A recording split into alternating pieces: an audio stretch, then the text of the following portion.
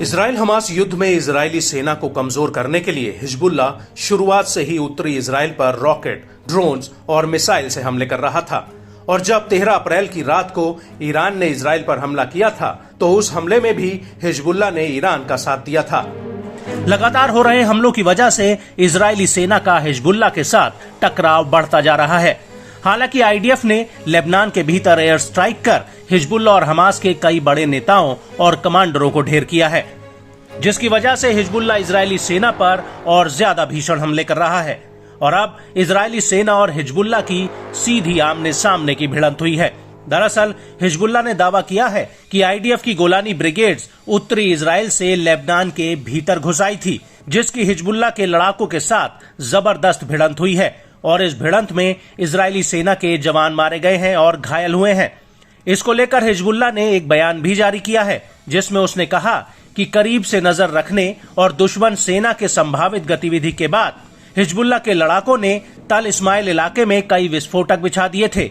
जैसे ही Golani brigade ने border पार किया और वो बारूद वाली जगह पर पहुंची, वैसे ही बारूद को डेटोनेट कर दिया गया, जिसमें गोलानी ब्रिगेड्स के कई जवान मारे गए और घायल हुए हैं।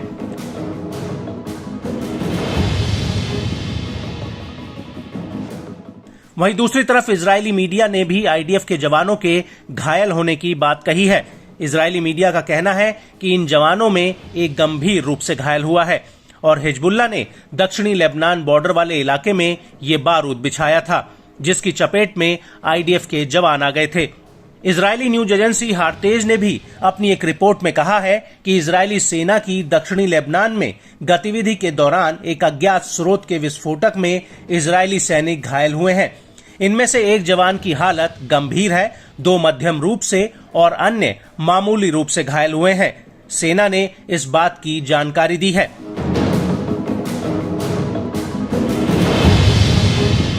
इजरायली मीडिया ने इस बात की भी पुष्टि की है कि घायल हुए जवान गोलानी और यलाम ब्रिगेड से ताल्लुक रखते हैं और इन जवानों को हेलीकॉप्टर के जरिए घटनास्थल से रेस्क्यू करके अस्पताल ले जाया गया है। इस सब के बीच आपको बता दें कि ये पहली बार नहीं है जब आईडीएफ को इस तरह के विस्फोटक वाले जाल में फंसाया गया हो।